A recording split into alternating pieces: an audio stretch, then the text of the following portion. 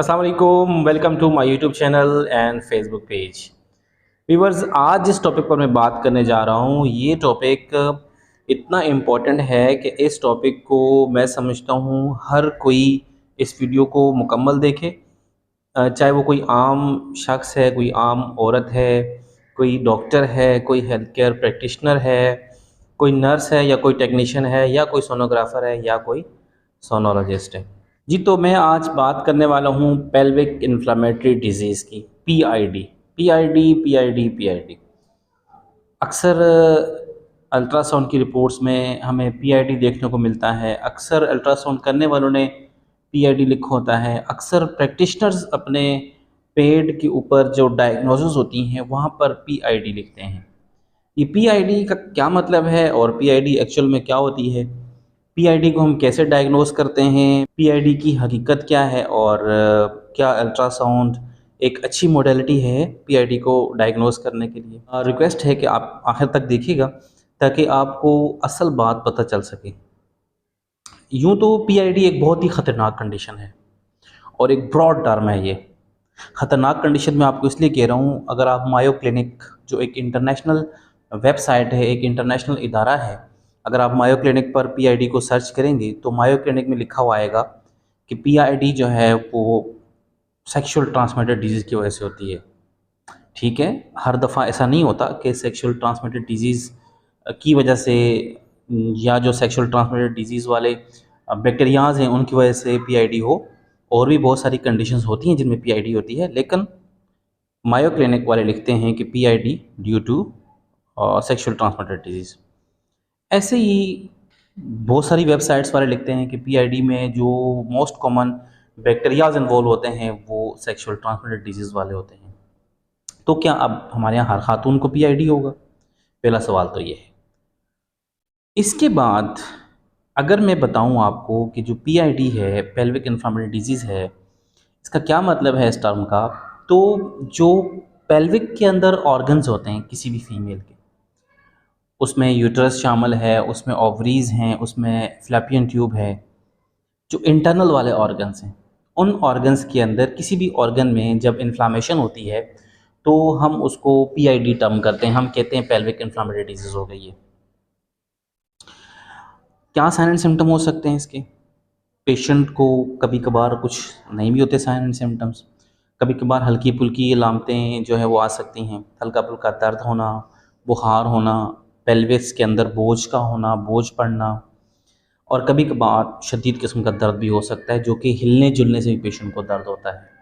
देखिए, जब भी इन्फ्लामेशन होती है उस इन्फ्लामेशन के अंदर हमेशा टेंडरनेस भी होती है, और टेंडरनेस का मतलब ये है कि आप टच करेंगे तो पेन होगा आपको।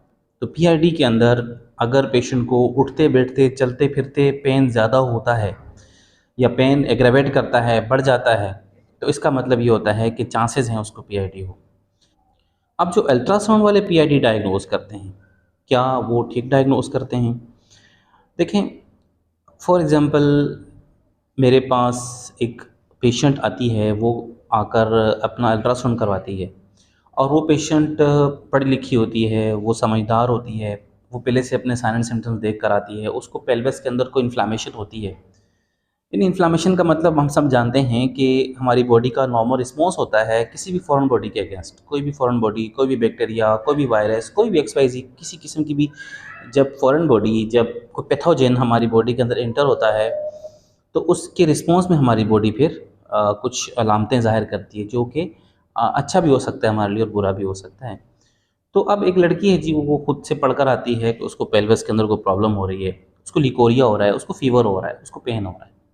सर्च करती है जी वो सिम्पटम्स। आजकल तो चैट जीपीटी का ज़माना है, वो चैट जीपीटी पर अपने सिम्पटम्स पुट करती है, अपनी अलामतें जो है वहाँ लिखती है, तो चैट जीपीटी उसको डायग्नोस करके देता है कि आपको पेल्विक इन्फ्लेमेटरी डिजीज़ है। चैट जीपीटी भी इतना ही डायग्नोस करके दे सकता है, क्योंकि अब पीआईडी के अंदर कौन सी कंडीशन है? क्योंकि पीआईडी में बहुत सारी कंडीशंस हो सकती हैं। अगर वो ओवरियन इन्फ्लेमेशन है तो हम उसको ओफोराइटिस कहते हैं, तो वो एक डिफरेंट कंडीशन होती है। अगर वो सेल्पेंजीज यानी कि फ़्लैपियन ट्यूब के अंदर इन्फ्लामेशन है तो उसको हम सेल्पेंजाइटिस कहते हैं, वो एक डिफरेंट कंडीशन होती है। इसी तरीके से यूट्रस के अंदर जो मायोमेट्रियम होती है वहाँ पर अक्सर इन्फ्लामेशंस होती हैं पेशेंट्स को, तो उसको हम एंडोमेट्राइटिस कहते हैं। अब आर्टिफिशियल इंटेलिजेंस भी ये नहीं बता सकती कि उस पेशेंट को ऑफराइटिस है, सल्पिंजाइटिस है या एंडोमेट्राइटिस है या कोई और ऑर्गन के अंदर इन्फ्लामेशन है।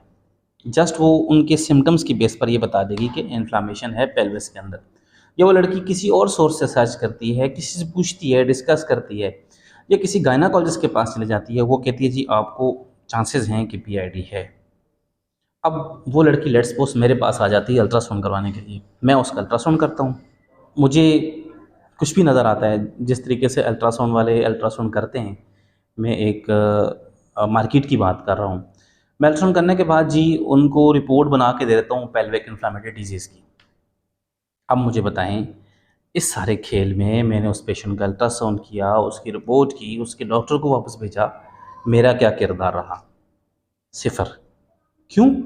क्योंकि पीआईडी जो मैंने लिख कर दी उसको, वो तो पहले से पेशेंट को पता थी, वो तो उसके डॉक्टर को पहले से मालूम था कि इस पेशेंट को पीआईडी हो सकती है। अब मेरा क्या किरदार होना था इसमें, इस पूरे खेल में, इस पूरे केस में मेरी क्या रिस्पॉन्सिबिलिटीज़ थी या मैंने क्या लिखना था?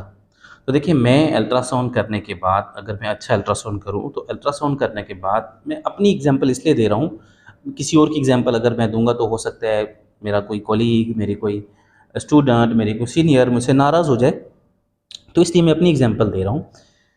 देखिए, मेरा क्या किरदार होना था इसमें, इस केस में? मुझे पेशेंट का अल्ट्रासाउंड करने के बाद, उसको देखने के बाद मुझे ये फैसला करना चाहिए था कि उसकी ओवरीज़ के अंदर कोई प्रॉब्लम तो नहीं है, उसकी सेल्पेंजीज़ यानी कि फ़्लैपियन ट्यूब के अंदर कोई प्रॉब्लम तो नहीं है, या उसकी यूट्रस के अंदर कोई प्रॉब्लम तो नहीं है, या कोई नॉन स्पेसिफिक प्रॉब्लम आ रही है। उसके बाद मुझे उसको उस तरीके से अपनी रिपोर्ट में लिख कर देना चाहिए कि इस पेशेंट को इस ऑर्गन के अंदर ये प्रॉब्लम हो रही है। अब अगर मैंने सिंपल पीआईडी लिख कर दे दिया तो मेरा जो किरदार है इस पूरे के पूरे खेल में वो ज़ीरो हुआ, कुछ भी नहीं हुआ, मैंने कुछ भी नहीं किया। सिर्फ पेशेंट से पैसे लिए, पेशेंट को मैंने इकोनॉमिकली नुकसान पहुंचाया, अदरवाइज़ कुछ भी नहीं। अब करें क्या हम अल्ट्रासाउंड वाले? या अगर आप अल्ट्रासाउंड करवाते हैं, आपको कोई पीआईडी लिख कर देता है, या आपको कोई, आपकी मिडवाइफ या आपकी कोई एलएचवी या कोई भी आपका फैमिली फिजिशियन कहता है कि आपको पीआईडी है, तो आप इस सूरत में क्या करें? आप अच्छी जगह से अल्ट्रासाउंड करवाएं और कोशिश करें कि वहाँ पर, चाहे आप अल्ट्रासाउंड कर रहे हैं या करवा रहे हैं, जैसा भी, कोशिश करें कि ये देखा जाए कि ओवरीज नॉर्मल है, फ्लोपियन ट्यूब्स नॉर्मल हैं, यूट्रस नॉर्मल है, उनके अंदर कोई स्ट्रक्चरल चेंजेस तो नहीं आई हैं। क्योंकि जब भी किसी भी ऑर्गन के अंदर इन्फ्लामेशन होती है, एक तो यह है कि उस ऑर्गन का हमेशा साइज़ बढ़ जाता है, थोड़ी सी स्वेलिंग हो जाती है, वहाँ पर साइज़ बड़ा हो जाता है।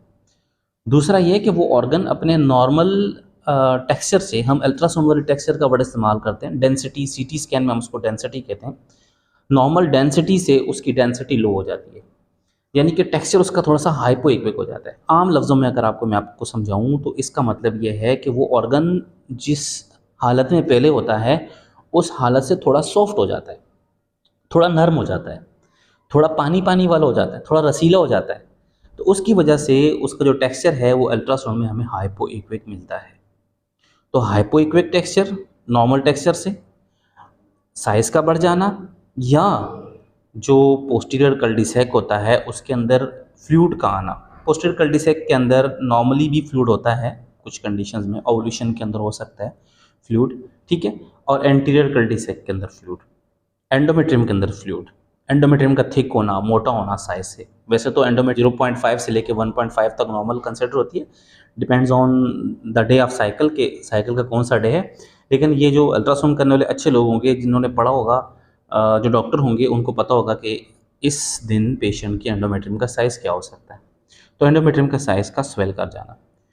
अब अगर ओवरी के अंदर प्रॉब्लम है तो अच्छा अल्ट्रासाउंड करने वाला आपको ओफोराइटिस डायग्नोज करेगा, सेल्पेंजीज के अंदर है तो सेल्पेंजाइटिस डायग्नोज करेगा, और अगर एंडोमेट्रियम के अंदर है तो एंडोमेट्राइटिस डायग्नोज करेगा। मायोमेट्रियम के अंदर इन्फ्लामेशन बहुत रेयर होती हैं, ना होने के बराबर होती हैं, और उनको डायग्नोज करना भी थोड़ा मुश्किल होता है। तो इसलिए ये जो पीआईडी का वर्ड है, पीआईडी पीआईडी, मैं लोगों को समझा समझा के थक गया हूँ, मैं लोगों को बता बता के थक गया हूँ कि भाई पीआईडी कोई चीज़ नहीं होती। इसलिए नहीं होती क्योंकि ये ब्रॉड टर्म है, इसके अंदर बहुत सारी डिजीज़ आती हैं। आप रेडियोपेडिया उठा के पढ़ें, आप अल्ट्रासोनोपीडिया पढ़ें, आप मायो क्लिनिक की वेबसाइट से पढ़ें, आप जो है वो वेबमेड से पढ़ें, आप द न्यूज़ टुडे से पढ़ें, आप कोई भी जो है ऑथेंटिक वेबसाइट से पढ़ें, आप अच्छी बुक से पढ़ें, तो वहाँ आपको ब्रॉड टर्म के तौर पर पीआईडी मिलेगी। अब अल्ट्रासाउंड करके कमाल ये है आपका कि उस ब्रॉड टर्म में उस लिस्ट ऑफ डिजीज़ में से आपने एक डिजीज़ निकालनी है। और अगर आप पेशेंट भी हैं और आपकी रिपोर्ट में पीआईडी लिखा हुआ आया है, तो आप इस रिपोर्ट को इग्नोर कर दें। अच्छी जगह जाएँ, वहाँ से जाके आप अल्ट्रासाउंड करवाएँ, अपनी इमेजिंग करवाएँ, आपको ज़रूर डायग्नोज़ होगा। वीडियो पसंद आई हो तो लाइक कर दीजिएगा। Thanks for watching. अल्लाह हाफ़िज़।